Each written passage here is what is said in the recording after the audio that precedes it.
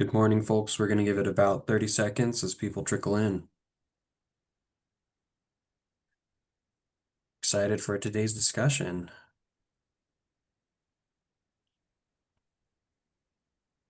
Good morning, folks. Excited you could make it bright and early to be with us today. Give it another couple seconds as people trickle in, but we want to get started on the dot. We've got a lot to discuss today. All right. Well, happy Pride, everyone, and welcome to this month's Hot Issues in Health webinar titled Gays, Theys, and LPHAs. And LPHAs are local public health agencies. This is a term you're going to hear a lot today. I'm Karma Mad. I'm pleased to welcome you all this morning. This is an especially important Pride Month. We're seeing actions by the federal government and federal courts that could harm LGBTQ plus people, not just in Colorado, but across the country. And we're seeing federal actions that jeopardize the data and the information that we need to make evidence-based policy decisions for all sorts of populations. For example, the presentation that you're going to hear shortly mentions the Pregnancy Risk Assessment Monitoring System, also known as PRAMS, as some of you may know. And that survey is on pause, for example. Its future is in jeopardy. So we're gonna hear a bit more about that. And we'll be sharing our work at the Colorado Health Institute that we did in partnership with our friends at Rocky Mountain Equality on some conversations with local public health agencies, again, or LPHAs, across Colorado on some demographic data practices, specifically centered on sexual orientation, gender identity, and disability status data that we did the last few months. As folks are trickling in, we'd like to do a little bit of audience engagement before we get started. We'd love to know what brought you here. If you could put your name in the chat, briefly, what brought you here and what inspires you to continue showing up in these changing times. So go ahead and share your name and comment in the chat if you'd like. We'd love to see who's here. So for those of you that are not familiar with the Colorado Health Institute, CHI, we strengthen communities and systems with trusted analyses and collaborative solutions to improve health. And we do that by three ways. We answer critical questions, we make sense of complex issues, and we make sure that we help people reach those actionable solutions that can make a difference in the problems that they're trying to solve. We're a nonpartisan organization and we do not advocate, but we do provide the data to support evidence-based policy. And today's a really good example of that. Before we get into today's content, I do want to invite you to next month's webinar, the State of Health IT in Colorado. It'll be on July 17th, also 8 a.m. You know where we are for these webinars. And it's also dealing with health data.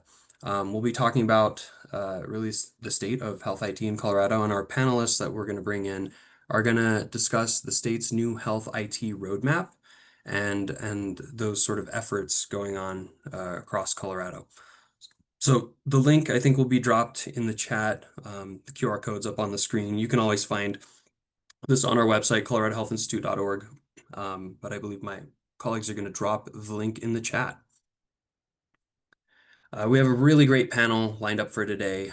For that, we're going to listen to a brief presentation from my wonderful colleagues, Lindsay Whittington and Maggie Hart, who partnered with our friends at Rocky Mountain Equality on this data demographic sort of project that we did with LPHAs. A quick note, so we pre-recorded this presentation, so don't be surprised when you see Lindsay in a different outfit, a really awesome outfit, when they join the panel discussion. So I'm gonna pass it off to Lindsay here.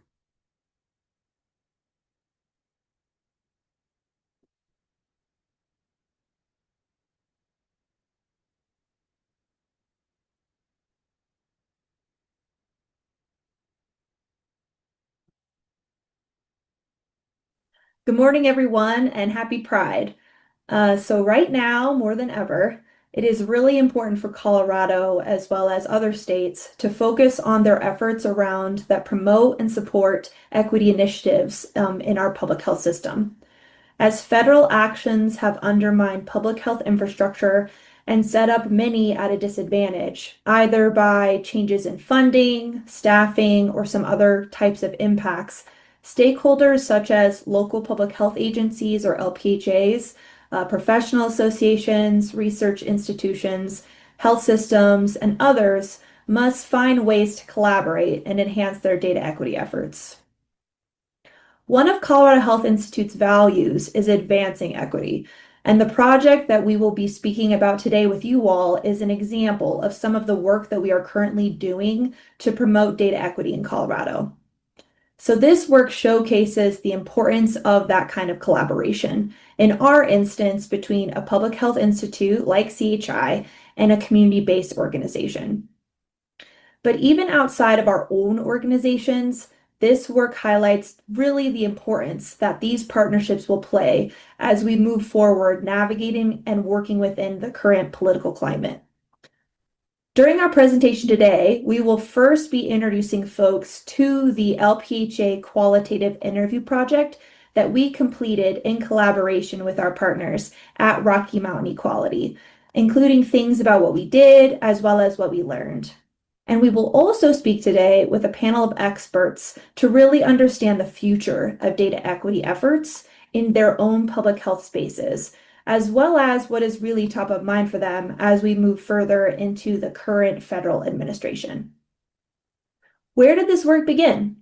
Back in 2022, Colorado passed House Bill 1157, which required the Colorado Department of Public Health and Environment, or CDPHE, to collect public health information that was related to different kinds of demographic data across all of their different data systems, which includes data collection on things like sexual orientation, gender identity, and disability data. There is no standard to collect specific data on demographics across their data systems, and there was a need to standardize this information in order to better support the assessment of health disparities and inequities for communities across the state. Rocky Mountain Equality, an organization that is really committed to advancing health equity and building a better world for LGBTQ plus people in Colorado, this was one of their original bills that they were advocating for, this House Bill 1157. And they really recognized an absence in representative data for the LGBTQ plus community.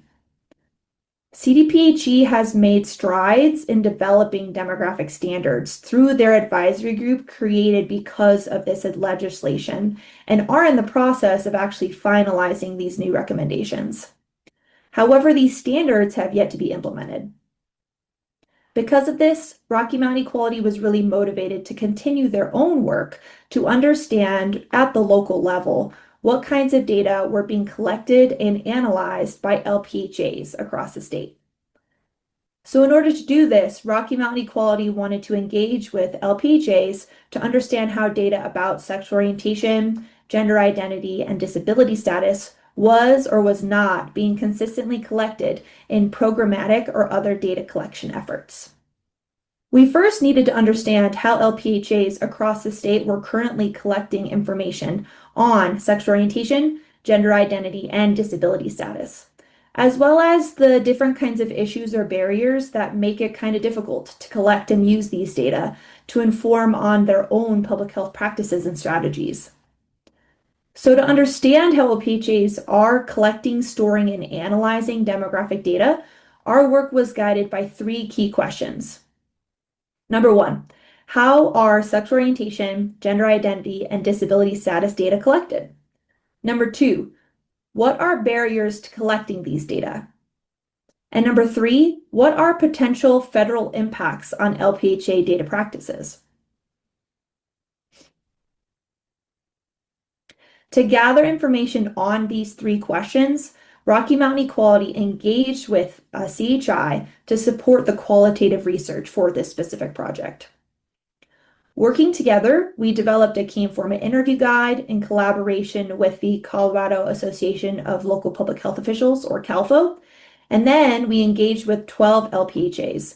And these interviews included 5 urban LPHAs as well as 7 rural or frontier county serving LPHAs. to really get their perspectives on these issues around collecting, managing, as well as analyzing demographic data related to identities like sexual orientation, gender identity, and disability status. We then analyze this qualitative data that we gathered from these interviews to summarize the results from the interviews to really understand how LPHAs collect and manage their data, as well as some of the key barriers that make it difficult for them to do this work in the first place. We also completed additional analysis through a literature review to understand how different kinds of public health surveillance systems, things like the Behavioral Risk Factor Surveillance System, or BRFIS, or the Pregnancy Risk Assessment Monitoring System, PRAMS, these are two examples, how they currently ask things like sexual orientation, gender identity, and disability status. To get a complete understanding of LPHA data practices and what kinds of barriers or issues that LPHAs experience across Colorado, CHI ended up speaking with 22 people, which represented the 12 LPHAs that we interviewed, and this actually covered collectively over 18 counties. So this figure here shows the distribution of counties that are served by the LPHAs that we engaged with. And you can see that over 70% of the counties that the LPHAs serve are considered either rural or frontier counties. It was really important to engage with LPHAs that differed regionally because we recognize that frontier or rural LPHAs have a distinct experience navigating things like staffing, funding, and other implications compared to LPHAs that might be in more urban areas of the state. CHI heard great insights from LPHA partners across the state, and it provided us really important context to understanding what are these key issues that really get in the way of different LPHAs collecting and analyzing information on demographics like sexual orientation, gender identity, and disability status. Overall, our three key takeaways are a summary of these conversations. And these three key takeaways include, number one, LPHAs lack capacity and adequate resources to collect demographic data, which includes things like sexual orientation, gender identity, and disability status. Number two, LPHAs need training to understand biases and to adopt standardized data collection practices.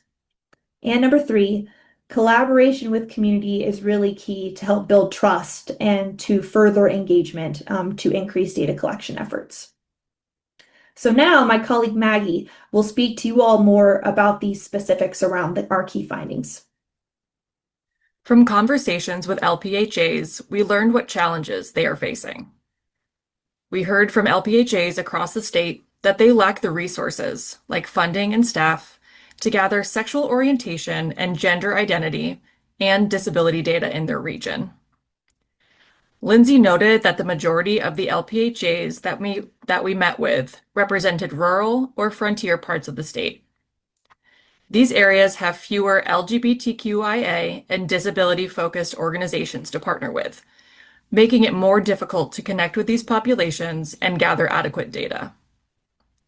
We also met with LPHAs across the state that have limited knowledge about what sexual orientation and gender identity are and why these data are important to gather to improve understanding about the community as a whole, highlighting a real need for education and training. Finally, many LPHAs said that they would benefit from data standardization and support, especially those that might not have an epidemiologist or data expert as part of their team.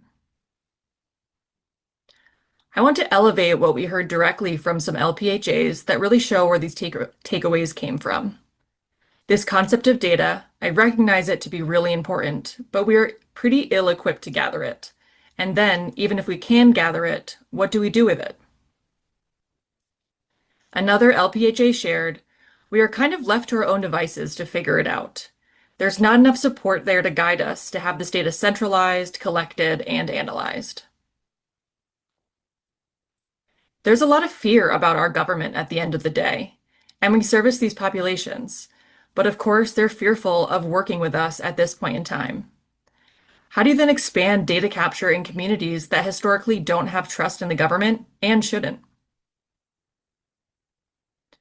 With these challenges in mind, what is the opportunity for gays, theys, and LPHAs in improving data equity for all Coloradans? From our conversations, we heard that a key solution to LPHA needs is focusing on collaboration and trust building in this space, and with LGBTQIA and disability communities. And this happens with creative, collaborative partnerships. Collaborations with LPHAs can support data equity. We heard from LPHAs that they would benefit from connecting with other agencies, such as those in their region, rural connecting with rural, or ski towns connecting with ski towns. Through these conversations, LPHAs hope to share learnings about improving data equity and what they can do.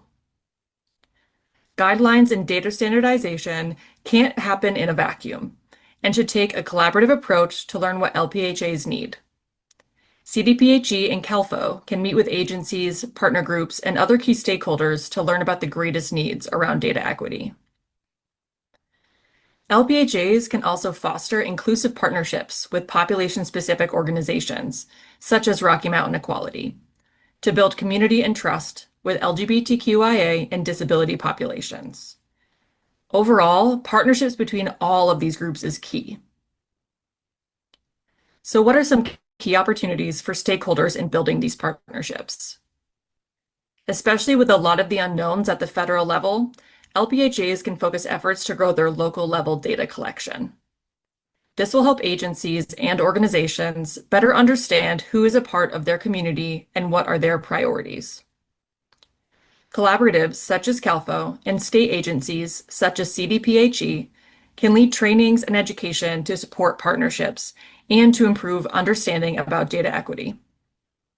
Collaboratives and state agencies can also work to create and implement data standards to support LPHAs with community health needs assessments and with survey development. Population-specific community-based organizations, again, like Rocky Mountain Equality, can find ways to plug into the work that LPHAs and CDPHA are doing and advocate for stakeholders. Shortly, we will hear from our panelists about their ongoing work and what the future of data equity looks like in Colorado. Before we head into our panel discussion, I want to again share our key takeaways from our conversations with LPHAs. LPHAs lack capacity and adequate resources to collect demographic data, including sexual orientation, gender identity, and disability status. So people's sexual orientation, gender identity, and disability status are not always counted in their county. LPHAs are interested in gathering these data, but they need support. LPHAs need training to understand biases and adopt standardized data practices. And some LPHAs would benefit from specialists. Creative collaboration is essential for success. CBO, within community, and statewide collaboration are essential to ensure equitable health data in Colorado. And now we'll head into our panel discussion.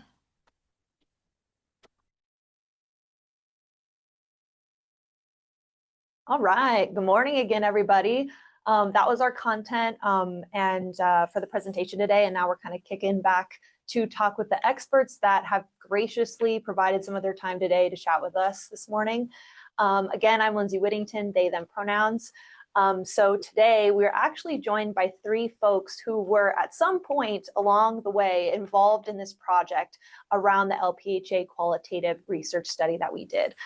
So I'm really excited to introduce three panelists today. We are joined today by Neufeldt from Rocky Mountain Equality, one of our main partners and collaborators on the project. Raissa Huntley from the Weld County Department of Public Health and Environment, who one of the LPHAs that we engaged with during the project, and Vanessa out of the Michigan Public Health Institute, who really helped guide a lot of this thought partnership at the beginning with Rocky Mountain Equality and CDPHE. So thank you again, everybody, for joining us this morning. So I'm going to kick us off with, kind of a big question that I think, is a lot of top of mind for everybody. Why does this work specifically right now really matter? And why should we all care about this in our current political context? So I'll actually ask Ash to start us off with this question. Yeah, you, Maggie, and Karim did a great job of talking about this as you were prefacing this and also within the presentation as well, but there's a lot of uncertainty at the federal level. And from my vantage point too, there's kind of this split right now between federal values versus Colorado values. And so this work is extra important because we value LGBTQ plus people. We value people with a variety of different disability statuses in this state. And it's really important that we figure out how to account for people, because ultimately, when we're thinking about public health, we have to be thinking about the public, which includes everyone. Yeah, thank you so much, Ash. Raissa or Vanessa, from your perspectives, what is kind of top of mind and why do you think this work matters? I can jump in. LPHAs are charged with advancing health equity and with allocating our limited resources, or at least helping partners direct their resources where they can make an impact. But we can't address what we don't assess, right? So even though LGBTQ folks might have more protections in Colorado compared to other states, and even though, Colorado being a Medicaid expansion state, we might be trying more to protect folks with disabilities as well. It doesn't mean that health outcomes or access to culturally responsive or competent care are the same throughout our state. So I think it's still important, even when we have state level data on these populations, to investigate disparities within a county or regional level. And setting up our own data collection practices or supporting partners who do could prove increasingly important, as Ash mentioned, if SOGI questions continue to be removed from some of the national surveys that we look to when we don't have local data. Yeah, thanks, Raissa. Yeah, similarly, I would echo what both of you said. If we don't have a clear picture of what's going on, how can we come up with solutions to help address the inequities? And it is quite the time right now. And so I think that makes it even more important to figure out how we navigate this as public health to still do what we're tasked to do, which is protect the public's health, to promote public health. And that does mean everybody. And so if we're only collecting a small sample of data, then we're not really getting the clear picture of what is happening. And to me, then we're failing at really doing what public health needs to do. Yes, yeah. Thank you all for, your thoughts on this question. I really think it, emphasizes this importance of, this collaborative approach that we kind of have to take right now because, we're not getting guidance. We're actually getting the opposite guidance that we want from leadership at the federal level. So how can we work together across all of our different partnerships to at least elevate and really just keep working on the work that we know is important? So one of the next questions that we have is, around kind of the learnings that we took away from this project. With the learnings from LPHAs across the state, what are Rocky Mountain Equality's next steps, or what is top of mind for you all for this ongoing work? Ash, we'll start with you here. Yeah, collaboration is the word that just keeps on coming up and up and up. As I was reading through these questions and thinking through how I would respond to them last night, collaboration is really what came to mind here. It's always been the answer. The data that we gathered really validates that. And I think that's just essential in this time. It's a weird time. It's an unprecedented time. It's a terrifying time. And so we really have to get creative with our partnerships, and we have to really be willing to share with one another to work towards standardization and making sure that we're asking the right questions to make sure that we're appropriately addressing the health of the public. And one thing that I just want to mention now, too, is just thinking of the partnerships that brought us all here today. It's such a pleasure. I was so excited to see who made it onto the panel because I have different connections to each of you all. I have different collaborations with each of you all, and now they're all here together. And one thing I really love about this project is I was the point person from Rocky Mountain Equality, but this really came from our CEO, Marty Moore, who during the height of the COVID-19 pandemic, she was like, where are LGBTQ plus people in the data? We're not being counted. And she really advocated for that. And then from there, just kind of like snowballed into this. And so it's been so exciting to see this partnership and a lot of LGBTQ plus people from across institutions coming together to be like, we need to talk about this.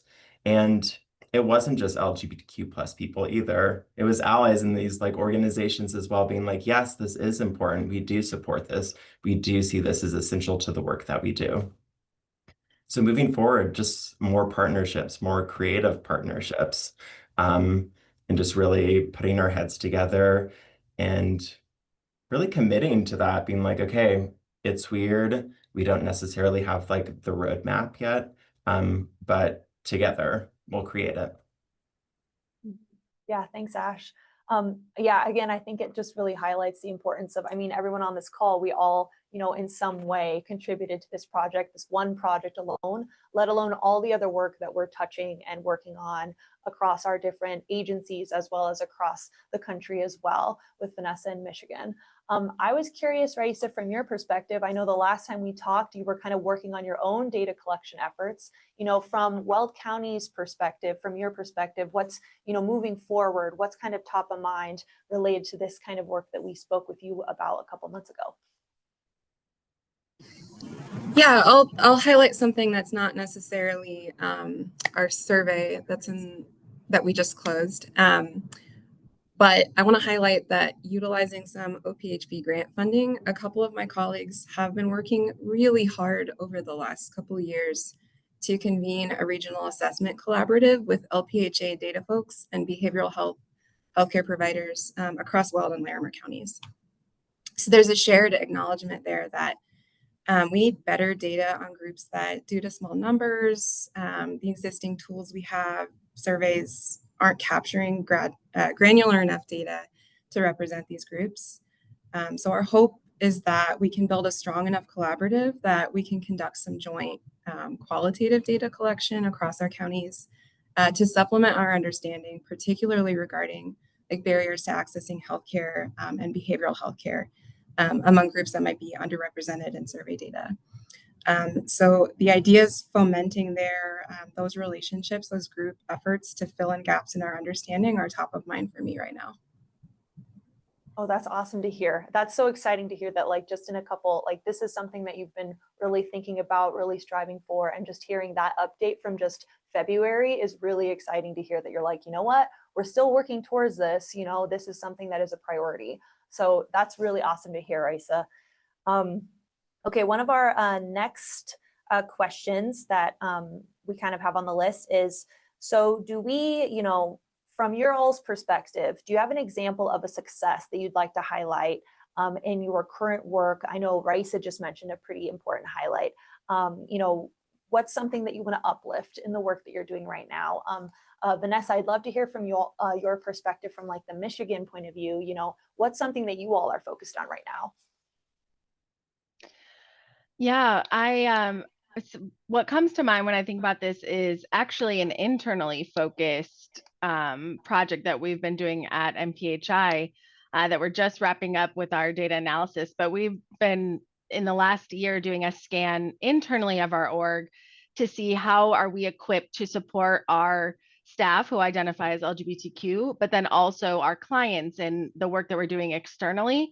And so that's been a very interesting project to work on, to look internally, focus, like where are the gaps? Where can we use some support? What are our staff saying? What are our leaders saying that they need? And then also, how does that translate to the work that we do with clients? And so, yeah, feels, we went into it last year not knowing how this year was going to turn out. And so it feels even more impactful to get some understanding of what's going on. Michigan Public Health Institute, we're pretty big. We're about 300 to 400 staff. So we're spread out and we are mostly remote. And so we don't always get that natural understanding being in person. And so, yeah, it's been really gratifying to be able to just get I'm forgetting the word. Sorry, y'all. Like just a baseline understanding of what's going on and where we are working to improve that. So, it's been a tough year. A lot of our plans have shifted, but we're still committed to supporting our staff. And I say that as someone that co-leads our LGBTQ plus affinity group. It's still important, and our leadership has been really open to sitting down and discussing, like, what can we do? We know this is important. We know that the landscape is shifting outside of MPHI, but what can we still do internally to, stay committed to our equity and our social justice values? Mm-hmm.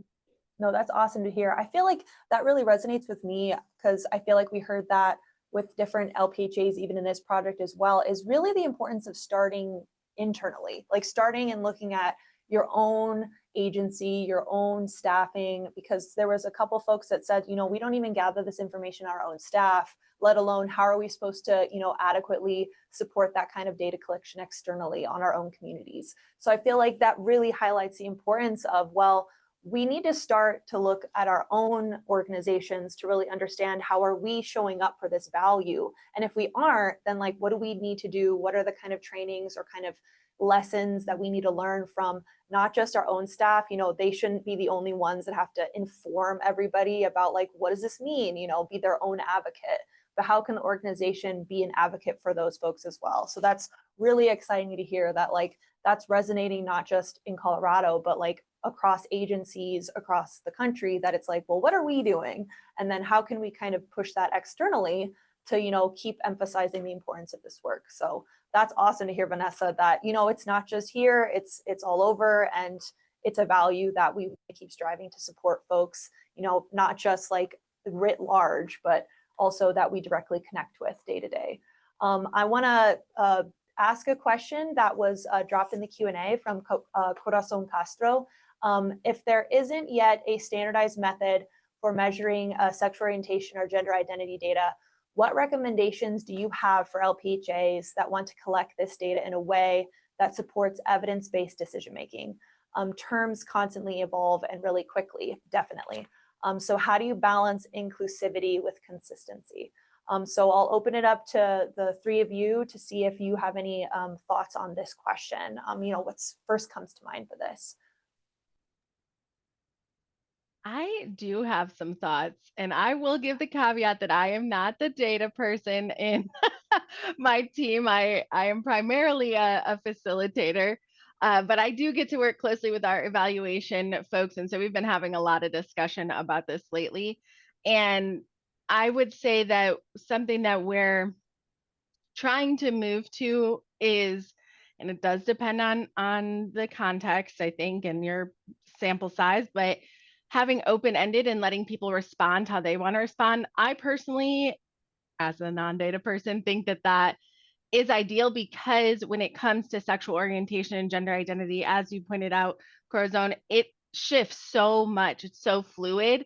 And I find that limiting to just certain boxes, we might miss people. We might miss identities that are emerging, or maybe, not many people identify with the terminology, but it still matters. And so I think that having people identify with their own words makes it easier to see, if you have a small sample size. And we did run into this at MPHI a few years ago when we were doing an internal focus survey, is that, if only one or two people identify a certain way, then it can be evident in the data. And so it's something to keep in mind. So I think, now is a time to be innovative in thinking about how do we do this. So we're not shutting people out. We're still getting, an understanding of what's happening. I think there's ways to play with it. It might make the standardization a little bit harder, but it's something to consider, especially with the limitations of what we're seeing federally in how we're collecting data. Yeah. That's thank you for that comment, Vanessa.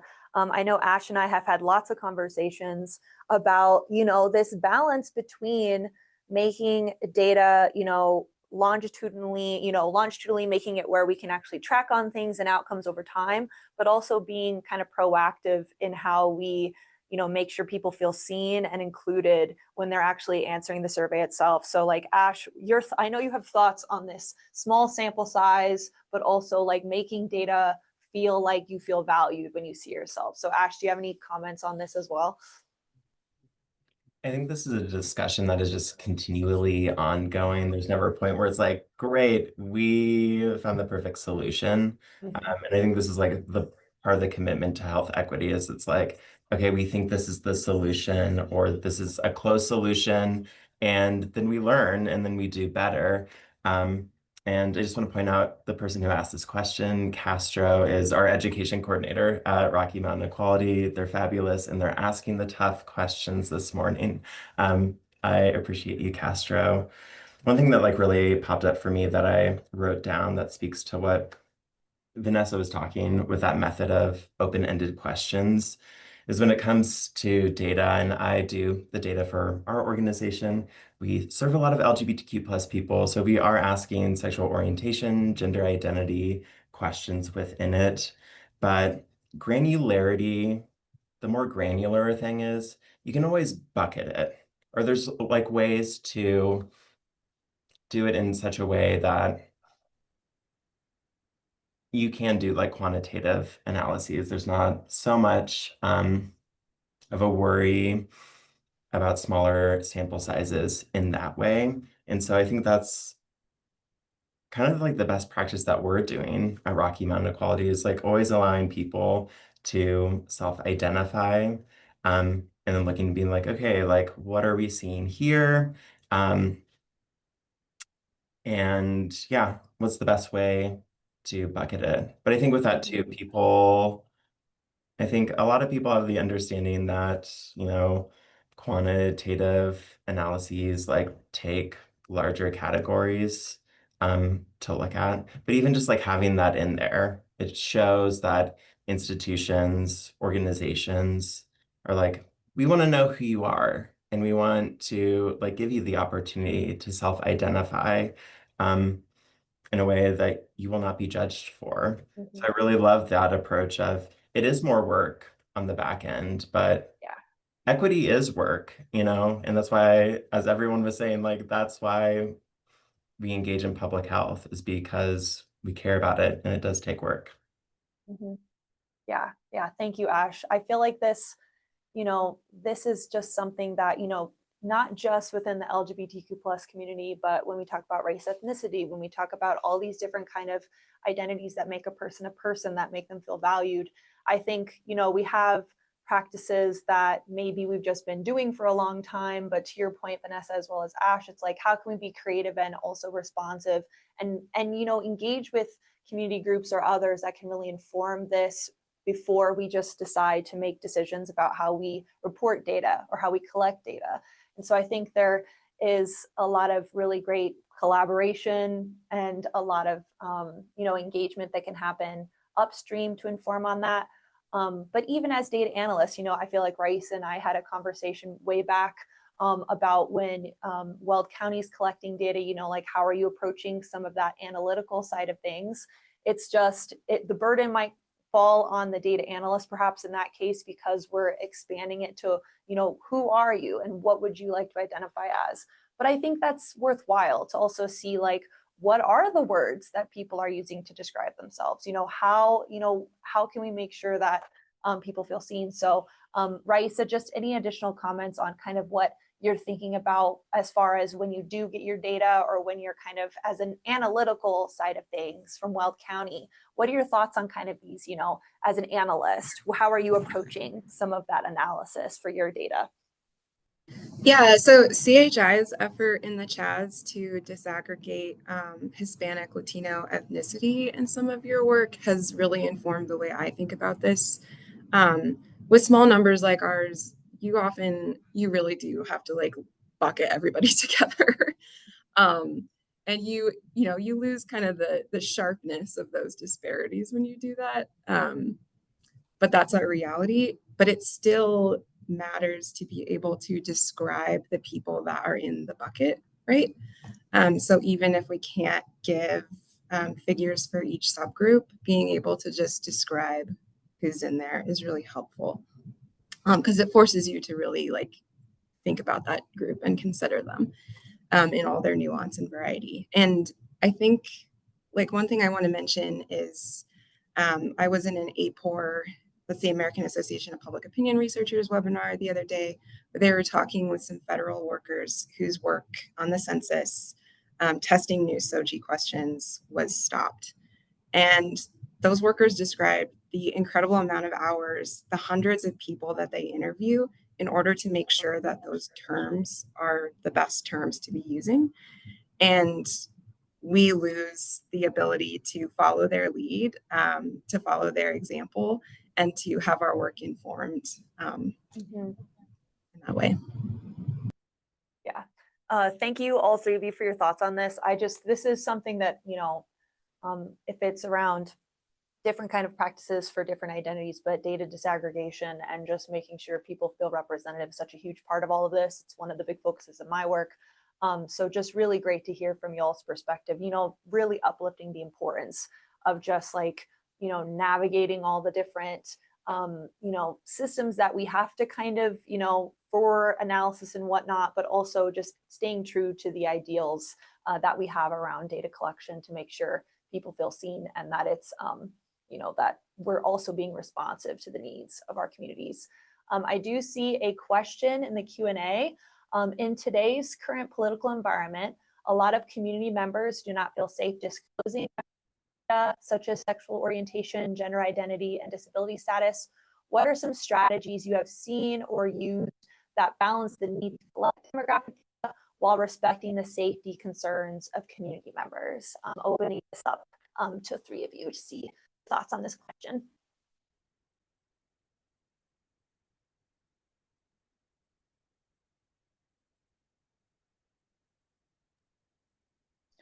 I think this is a great question, and one that's very challenging, and one that I'm finding I'm having a lot across my work and with other public health professionals. I don't know if there's an easy answer, because right now, there's so much animosity and harm happening that it is understandable that people don't want to share their data or have concerns about, how data is stored and who has access to it. I know that's something in this project that we've had a lot of discussions about, how is Colorado keeping that data safe?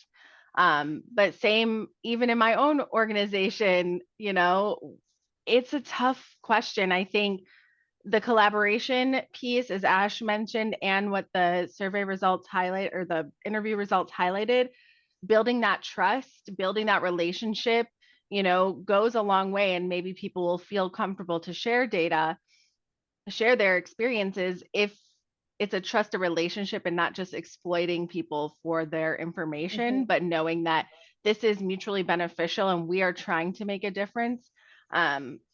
I think that can definitely help. I'm a firm believer in things move at the speed of trust.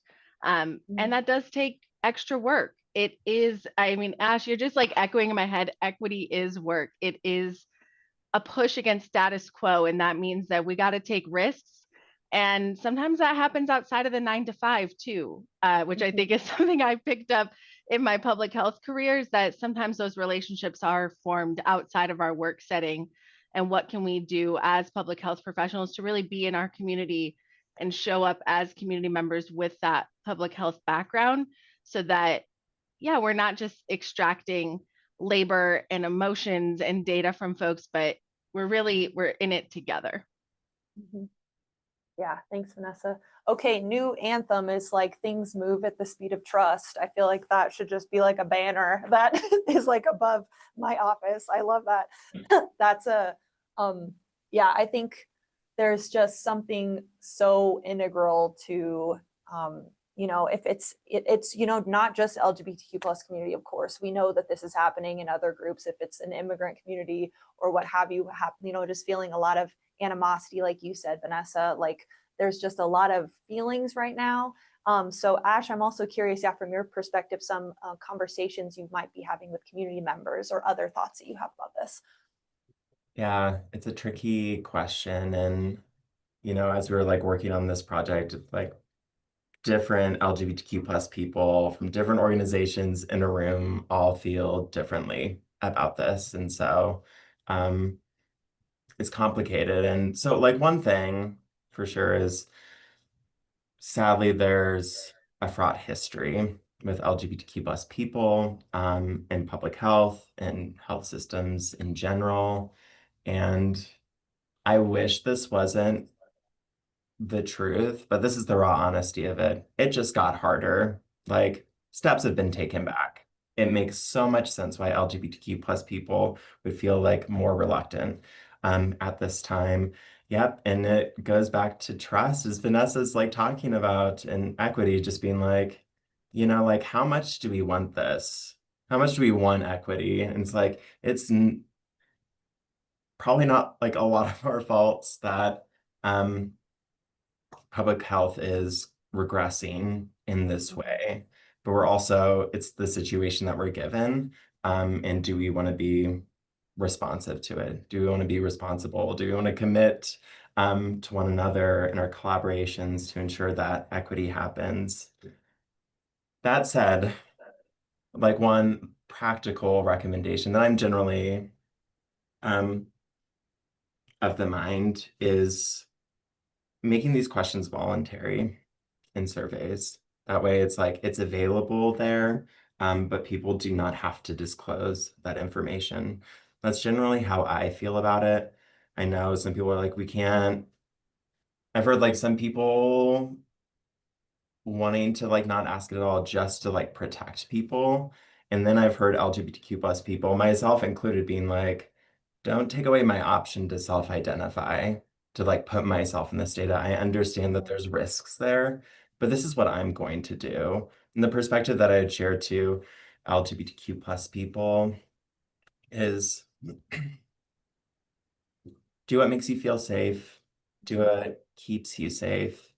And I also know that if I am marking my sexual orientation as pansexual and my gender identity as a trans woman, and that data can be eventually used to help people in those like particular parts of the LGBTQ plus community, I'm going to do it. It's like I care about the public, I care about like my community, and this is one way I'm like, there is a risk here, but maybe this risk will end up leading to healthier lives for LGBTQ plus people. Mm-hmm. Yeah, I love that comment, Ash, because it's really, focused on this idea of empowering people to feel that if they want, giving that choice to allow people to show up the way they want to show up, make the kind of choices they want to make, and not just assume that like, oh, well, I'm doing what's best for everybody. I'm gonna just make it where we're not gonna ask it, we're not gonna worry about it. But I think that's something that we might hear from maybe areas that might be more frontier, might be more rural, where it's like, well, we want to protect people, but if we're not engaging with those community groups or community members, like what are they actually saying they want? So I think there's that balance there of like not just assuming, but also engaging up front to be like, what do people actually want to do? What do people actually want to make the choice for themselves? So thank you for those comments. Very big, big, heavy things that people are thinking through right now. We have a couple of questions in the chat. Let's see here. What recommendations do you have for assessing intersex identity? I've seen that it should be a separate question and not an option under sex assigned at birth. Opening it up, Vanessa or maybe Ash or Raissa, what have you seen around kind of recommendations around intersex?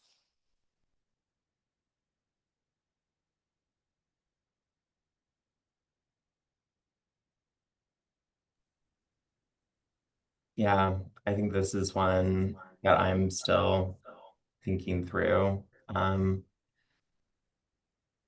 Yeah, I mean, I think the most like important thing within this is engaging with people who are like intersex, being like, how best do you want this to be described?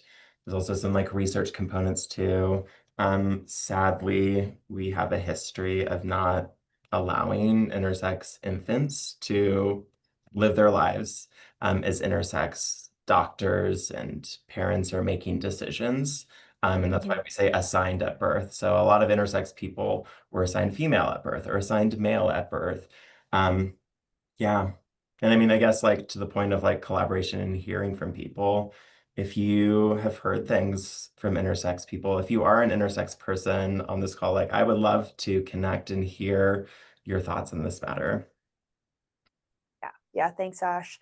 Yeah, I think historically it's gone back and forth between a 2-question approach to gender and sex, as well as a 1-question approach that has like all the hosts of like lots of different identities that have 12 plus options, as well as a fill in the blank kind of option. And I think this is kind of that part of, how can we think innovatively and engage with people, like Ash said, to really think through, what is best when trying to make sure people feel seen and that it is representing them. But I think people have been kind of, piloting different kind of ways that we can approach this question, at least from a survey methodological standpoint. And I think right now they're mostly landing on the 2-part question where it's the at birth and then your current gender identity. But I think this is a great point to be like, is that also the best way to approach this? And so I think as we move forward, when we think about data collection for identities in general, that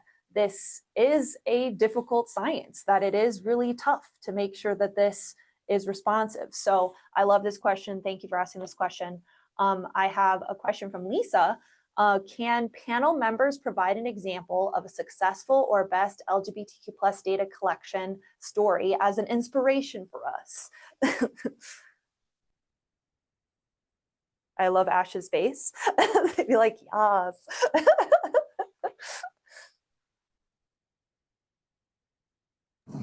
I think to hammer on a point that you've heard a lot in this call, it's a tiny success, but because we solicit input from partner organizations on what questions should be on our survey, we've added a couple questions at the behest of partners that give us just a tiny bit more data on these groups. So this year, our partners advocated for us to ask residents about their experiences with healthcare discrimination, including based on sexual orientation and disability status. So that's something new we're going to be able to offer that we haven't been able to. And it's partnership that helps inform that. Thank you, Raissa. That's awesome to hear. Ash or Vanessa, an inspiring story. What inspires you with your work right now? One thing that I've been thinking about when asking SOGI questions in particular is I wonder how many of us, when we think of sexual orientation and gender identity, are like, oh, this is for the gays and the theys, Yep. like this is for them. But when you're asking questions about this, you're learning who is cisgender and who is heterosexual. And so one thing that has been interesting for me, just like looking at the people that we serve at Rocky Mountain Equality, is actually like looked through the data, identified like who was cisgender and heterosexual, and was just so excited to see that we serve a lot of cisgender heterosexual people, for an LGBTQ plus like focused organization. That's the heart of our work is inclusivity for all people, But and that was exciting too for like thinking about this being like, like our dedication to making sure LGBTQ plus people are included in this world brings along cisgender heterosexual people too. They're able to access these things too. And that's the importance of like identity-based work is it strives for like equity and like the ripples like impact everyone.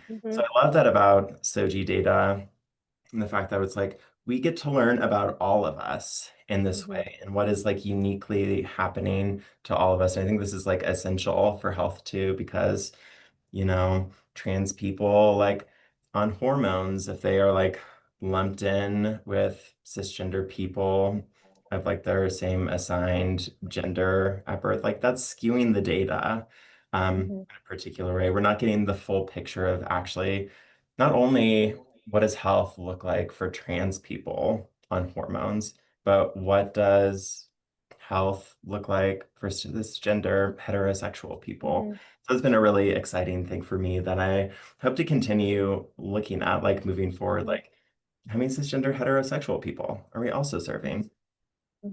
Yeah, it benefits everybody. Like data collection just informs on public health and other practices for everybody. So that's a great point, Ash. Thank you for bringing that up. Vanessa, any successes that you would like to share? Yeah, I actually have two rolling in my head, but I'm gonna go with one that isn't. It was not done in my capacity at MPHI. I'm a part of a grassroots organization in the Lansing area, which is our capital in Michigan, called Queering Medicine. And so we're focused on improving the health of the LGBTQ plus population in the Lansing area. And we got a grant to work with a local county public health department, and it was focused on racial and ethnic data and understanding what was happening in the county. And the health department applied for an additional grant to bring in Queering Medicine and then our LGBTQ plus focused community center called Salis Center. And so I thought that was really interesting to add that layer of SOGI questions to the data they were collecting. So I got to facilitate some focus groups and hear from community, like what could the local health department be doing better in terms of data collection, but also in terms of the social determinants of health, like what was impacting their health, and to hold focus groups in person. This was like, we're in a pandemic. Some people don't want to be in person, but to see the response from the community and be able to listen, like, here's what's hindering me, here's what's really helping, here are some ideas, and be able to translate that back to the health department was just a wonderful experience. And so I think, for